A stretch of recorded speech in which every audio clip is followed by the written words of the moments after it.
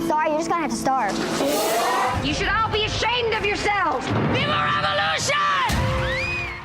In 2007, 40 kids between the ages of 8 and 15 were taken to an abandoned ghost town called Bonanza City, and they had to cook, clean, and fully govern themselves with no adults calling the shots. This is a real thing that happened as the premise for the controversial reality show Kid Nation. There were a lot of bizarre, chaotic moments on this show, but by the end, these kids halfway kind of pulled this off. Hi, I'm T1J. Follow me. And this was the weirdest summer camp of all time. Kid Nation is a reality TV show, and so it actually has some familiar aspects. There's a host, they have competitions and prizes. This is the gold star, by the way. It's kind of a big deal. We'll get to that in a second. But mostly, the show is an experiment that asks the question, what if a bunch of kids got to run a town however they wanted? Now, let's be clear, there were adults on set, like the host, the TV crew, and the medical staff. And obviously, the producers and the cameras influenced a lot of what the kids did and said. But all of the important decisions for the town were ultimately made by the kids. They were given some basic necessities, like shelter and a well to pump water from, but they made all the rules, they did all of the work, and it was completely up to them to keep the town functioning. All right, we need some volunteers. We need the food in there to get moved out there. How about this? You okay? So the kids are separated into 4 districts, and each district has a council leader.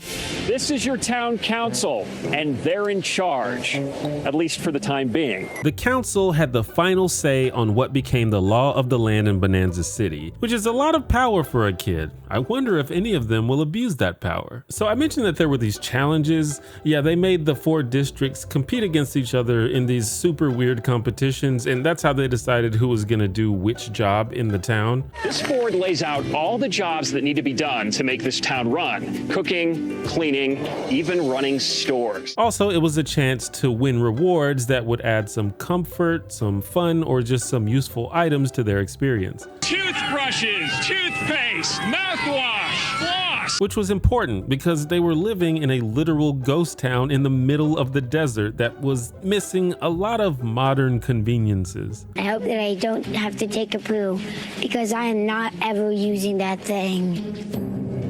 And this is actually one of the major criticisms of the show. These kids were living in pretty sketchy conditions. They slept on the floor, they had no running water, there was garbage everywhere. Also, there was a medic on set, but they filmed several situations that seemed genuinely dangerous. Open back up. Stop, man. But they were really going for this Old West theme, like the kids are supposed to be pioneers or whatever, so they didn't give them much to work with. But most of the prizes they get from the challenges really kind of break the immersion. Dance games, driving games, air hockey, pool. The challenges and the rewards are a significant part of the show, so I wanted to mention them. In fact, that arcade causes a huge problem later. I am so over that arcade. It's ridiculous right now. But this is a show about a bunch of kids running a town. That's really the interesting part. So let's talk about that. So there are 40 kids in total, and I can't possibly talk about all of them. And many of them don't even get that much screen time. Like, we see this dude pop up in the background here and there, but I'm pretty sure we only hear him speak maybe one time total. I guess he just wasn't that entertaining. You know who was entertaining though? This absolute little brat, Taylor. If you want to run a country like we're running this town, you have to be bossy to get people's attention. So Taylor is one of the kids on the town council. She's the youngest council member and a self-described pageant queen who loves being in charge. She kind of has this Taylor knows best kind of mentality that doesn't always go over well with all the other kids. Stop criticizing me and please just shut up, you know. But Taylor brushes off the negative reactions with what quickly becomes her catchphrase. Anybody has a problem with it, you're sorry, but you're gonna have to deal with it. So this is breakfast. Deal with it. Taylor doesn't like to cook or clean or work in general, nor does she encourage her district to do it either. And this becomes a pretty big problem. You got like a quarter of the kids not pulling their weight. Green is in the kitchen, not only doing our own job, but doing Yellow's job too. We tried our best press to get out of bed. That is not true.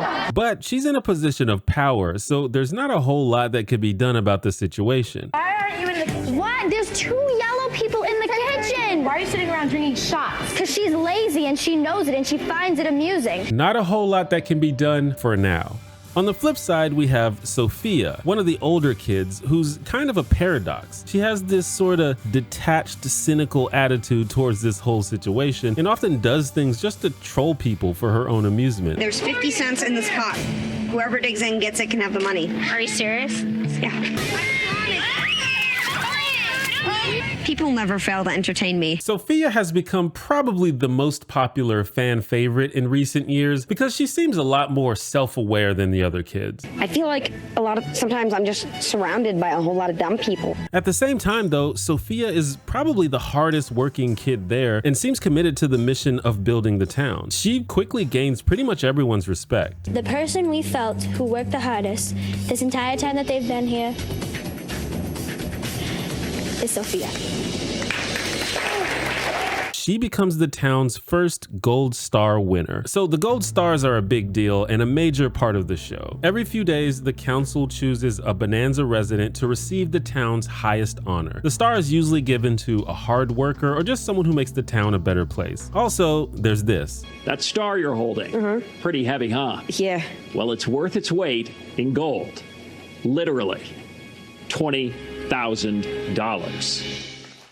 So yeah, that's a thing. I guess they had to add some kind of stakes. This is still a reality TV show. Once the kids learn they have an opportunity to win a potentially life-altering amount of money, this kinda changes the dynamic of the show. All of a sudden, the kids are highly incentivized to actually work hard and improve the town. Like this kid, Greg, he's the oldest one there and he's a prankster and honestly kind of a bully.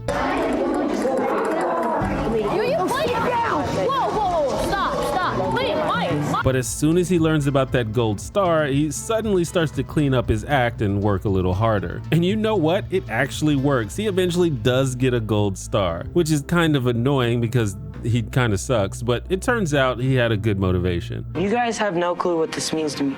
This right here means I'm going to college. Now, while it is true that the kids made most of the decisions on their own, they were definitely given some direction. In every episode, we see the town council reading from a journal written by the early settlers of Bonanza City. Of course, they were actually written by the producers of the show, but that was the angle they took. Each journal entry suggests a different aspect of society that the council should introduce to the town. For example, one of the earliest problems was the lack of law and order in Bonanza City. All the kids just did whatever they wanted and stayed up to the odd hours of the night playing around and eating candy. I mean, they are children. So about 8 days in, the journal gives the council the idea of proposing a curfew for the town. Be in your bunkhouse at 9:30. And as you might imagine, the kids really didn't like that. We're still working there like 9:30. Why didn't you guys ask us about it? It's our town, we're gonna start on this.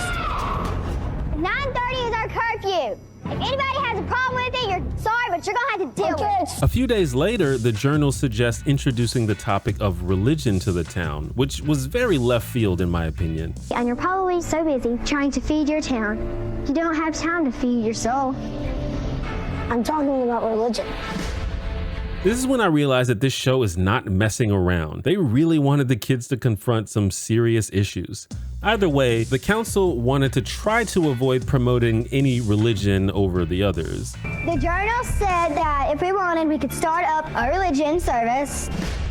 And what we were thinking was to have just one religious service for everyone. And we would like choose a couple people from different religions to come and speak. Well, listen. But even at their young age, these kids understand how touchy a subject religion can be and didn't really like being compelled to talk about it. I don't think we should have a set service. People want to have a service. They don't want to live at the other religion. They want to celebrate their own religion. When it's time for the official service, nobody shows up, I guess because the whole thing is pretty awkward. However, a little later, this kid Morgan organizes a more casual, voluntary religious meeting where kids are invited to share their beliefs in a less stressful environment if they want to. And it actually goes really well. Having like a couple prayers just right next to the bonfire. only if you want to come. Oh, it's a fire? You don't have to. It's just like a last minute thing. I'd like to show everybody that, you know, different kids of different religious backgrounds can come together in prayer. And just like that, these kids demonstrate the value of both freedom of religion and separation of church and state. Based. Another issue the kids had to deal with was nutrition. They were given shelf-stable food like canned vegetables and pasta. They also tended to chickens in Bonanza City, so they also had eggs. But some of the kids really wanted some meat. We're not gonna live here and survive 40 days without protein in our body. And as I just said, there are chickens. And it turns out that mean kid, Greg, actually has butchering experience. Somehow, I'm not surprised by that. So the kids had to debate whether to kill some of the chickens for food. Some kids are really not into it. A few of them actually protest by locking themselves in the chicken coop. Animals are friends. People just don't realize that. But they lose their fight, and the chicken is killed. Listen, I know people live and work on farms and this is a common thing that people do, but I gotta say, I did not expect to see a teenager decapitate an animal on a network TV show. Here's the finished product right here. Who's excited to have chicken tonight? Yeah! Now, as I mentioned before, there were some issues with some of the kids not doing their assigned jobs, but not much was being done about it because their representative, Taylor, didn't want to do it either. And since she was on the council, no one could really make her or her district do it. If Taylor was not our leader, we would be a whole lot better off. Until day 14, when the Journal makes another interesting suggestion. Even as times changed, sometimes those leaders had too much power. Here's what I'd suggest. District elections. Theoretically, democracy is good because it encourages leaders to actually do their job, because if they don't, they'll get voted out, theoretically. So now Taylor has to try to win the votes of her peers if she wants to keep her seat on the council. Her opponent in the election is this kid, Zach. He's really smart and ambitious, which is a pretty big contrast to Taylor's carefree diva attitude. I don't know about you guys, but I'm getting tired of deal with it. However, Taylor's not dumb. In the beginning, when they selected the kids that were going to be in their districts, Taylor made sure to pick people that she liked and had things in common with. In particular, there was a group of 4 girls that were loyal to Taylor, and Zach would need at least one of their votes in order to win. Now, that seems closer to how democracy actually works in real life. And so the kids do their campaigns and they make signs and everything, and eventually it's election day. So this last vote will decide who wins. And the leader of the yellow district is Zach. Taylor loses her seat on the council and becomes just another regular citizen. I think maybe she didn't pick the best campaign slogan. On the bottom of almost every poster, I have my motto, which is deal with it. And you know what this means? She actually has to work now, right? We were so willing to give her another chance, an opportunity to prove herself to us. Hey, Zach! Oops, my bad. Nope, she still refuses. When I was watching this show, I was wondering the whole time if these kids were ever gonna come up with some kind of law enforcement system, because they didn't really have a way to enforce the rules or punish people who didn't follow them. It was all basically an honor system, and Taylor kind of exposed this as a flaw because she legit refused to work and no one could really do anything about it. If only some really assertive kid could step up and enforce the rules. So Zach and this other kid, Gylan, become new council members, and they quickly learn it's not as easy as they thought it was gonna be. Beyond the fact that they have to deal with Taylor, they quickly realize that these kids are pretty hard to please in general. No. Plus, they have to deal with everybody sucking up to them in hopes of winning a gold star. Overall, I think the council does a decent job of picking worthy gold star recipients throughout the run of the show. Pretty much every kid that I was personally rooting for got one, so I approve. Like Laurel, who was an OG council member and easily the most competent and empathetic one. Remember how we used to be such good friends? We shared a bunk together. I helped you feel better when you were homesick. Remember that? Plus, I loved her New England accent. Don't let that happen to your Bonanza. You've probably got pioneers with all sorts of talent, so put on a show. Or this kid Alex, who's 9 years old and an actual genius. Those are the 2 branches of my song, Sunni and Shia. Okay. It's a femur because it has a ball and socket joint. I know how much $20,000 is, but I mean, if I logically think things out, It's a lot, and yet it's not a lot at the same time. It's a paradox. The new council starts off strong and seems to be doing well for a couple of weeks, but they make a big mistake around day 26 when they decide to mix up the districts by moving a few kids around. And we have decided to mix you guys all up. See, most of the kids were happy with their districts and had gotten close to the people in them, so they reacted very unfavorably to this sudden change. Now, I gotta put my conspiracy hat on here because this is a situation where I think the producers had too strong a hand in controlling the outcome of the show. The only reason the council mixed up the districts is because the Journal suggested it. Pretty much everything the Journal told the council to do, they did. I'm guessing they were probably strongly encouraged to by the producers. But usually it was a good suggestion, like holding an election or providing entertainment for the town. This particular suggestion was kind of random and unnecessary and just seemed designed to manufacture drama. Also, that same week, the kids failed their challenge and missed out on a pretty good reward. And then immediately after that, the host makes a surprise announcement right at the height of all the kids being upset and disappointed. With so many of you unhappy with your council, does anybody feel like it's time for another election in Bonanza City?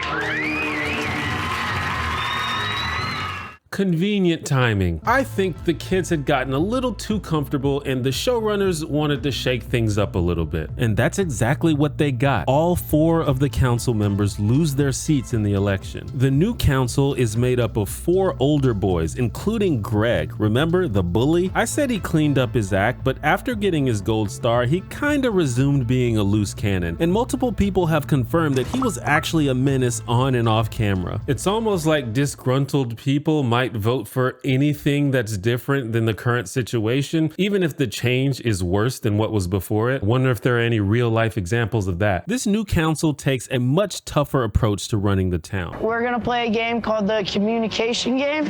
People go up and they tell, their name, where they're from. But anyone that talks during this, giggles, or anything, we have to start all over from the very beginning. My name is Michael. I'll be 15 in 3 days. Happy birthday. Oh, time to start over, guys. Of course, this council also has to deal with the Taylor situation, but like I said, these guys aren't pushovers and are prepared to actually punish Taylor for not following the rules. I'm gonna tell you what, when we win this next showdown, you don't get the rewards, you don't reap the benefits of this anymore. And they were able to immediately put this punishment into play after winning a pretty cool reward from the next challenge.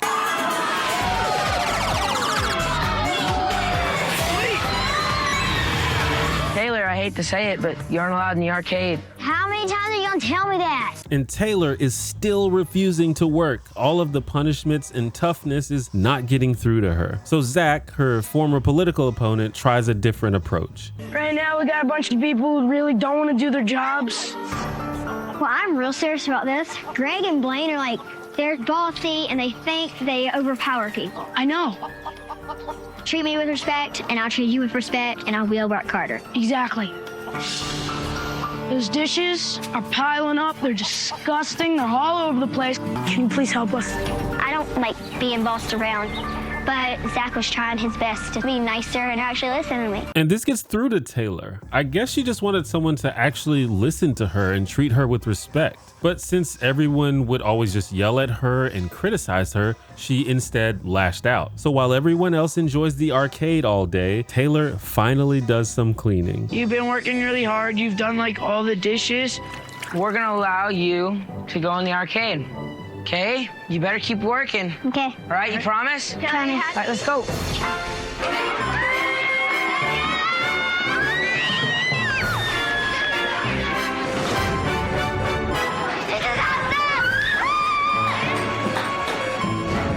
Of course, the kids were super excited about the arcade, but it ended up being kind of controversial. This morning, I woke up, I walked outside.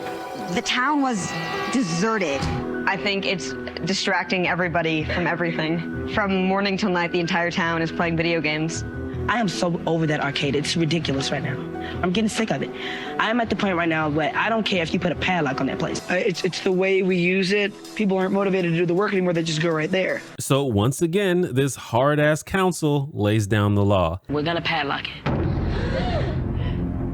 until all of your work is done. But remember, it's hard to enforce these rules. There's 40 kids running around. Well, 37 at this point. The kids were allowed to go home if they wanted to, and a couple of them did, and I don't really blame them. I'm not sure they thought that they were gonna be hauling water and scrubbing dishes for 40 days. I'm only 8 and I'm in the 3rd grader. I think I'm too young to be doing this. The point is, it's hard to control that many kids, especially when the people in charge are also kids themselves. And that was a problem throughout this whole experience. Like this kid, Jared, who actually sneaks into the arcade when he's not supposed to. I love Jared, by the way. This dude is hilarious and should have got way more screen time. Just because I can, here's a quick Jared montage. I have a bonfire in my pocket and it's burning to be spent. We sped up the natural cycle of life and death. We gave these two suckers a shortcut. And the Bill Gates of Bonanza City people are saying, I can just give you one piece of advice. Lock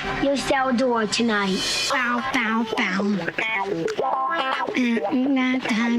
If we had some carbon picking processes, we could see how old the cow was.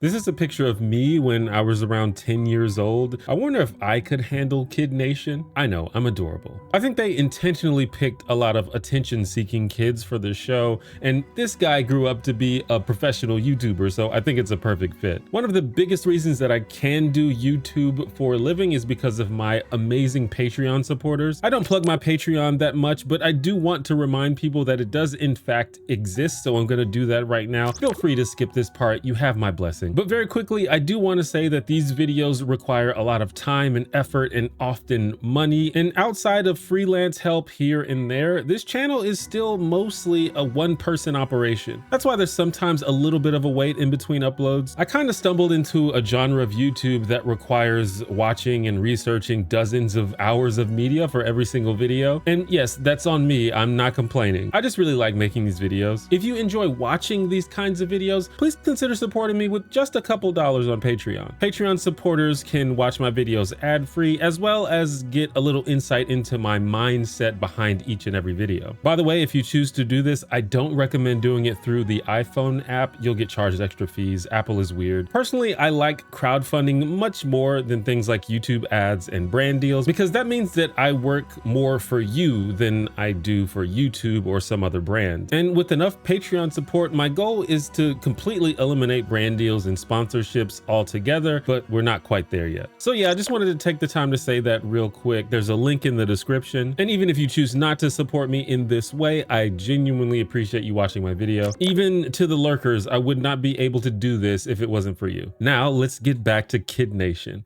The council decides that with the new arcade distracting everyone, they need to appoint someone to make sure all the work still gets done. But it can't just be anybody. It needs to be a responsible, assertive person that the other kids respect or fear or both. We want Sophia to help out with enforcing the rule that everybody has to do their job.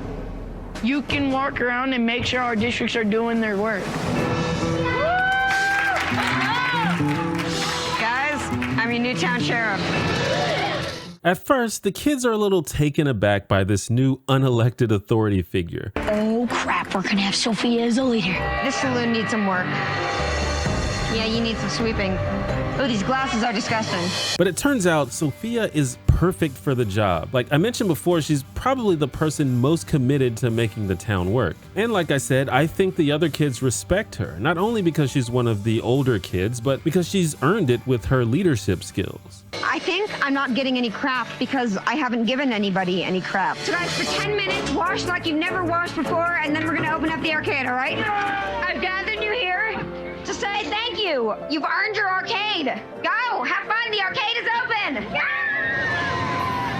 have fun. The kids spent a total of 40 days in Bonanza City, and it wasn't smooth sailing by any means. It was messy and chaotic, but they always eventually found a way to come together and solve every problem they faced. They didn't build a perfect community, but they built something cool under the most bizarre circumstances. Kid Nation proves that kids can build a community. Kids can do things on their own if they try. After spending 40 days with these incredible kids, I have a lot more confidence about the future of this country and the world. When I started working on this video, I thought I was just gonna roast the show for 20 minutes like other content creators have done, but I actually ended up really liking the show and really being impressed with how these kids handled this bizarre situation. The whole gold star thing was a weird addition, but it was really cool to see these kids get a chance to honor their friends for their kindness and hard work. I got emotional pretty much every time they did it. Kid Nation is definitely not perfect. There are many cringe elements, don't get me wrong, and there's some behind the scenes drama you can go look up if you're interested, but overall, it's a pretty cool show and I'm glad they made it. If you want to learn about another ethically dubious reality TV social experiment, check out the video on the screen. If you enjoyed this video, please subscribe.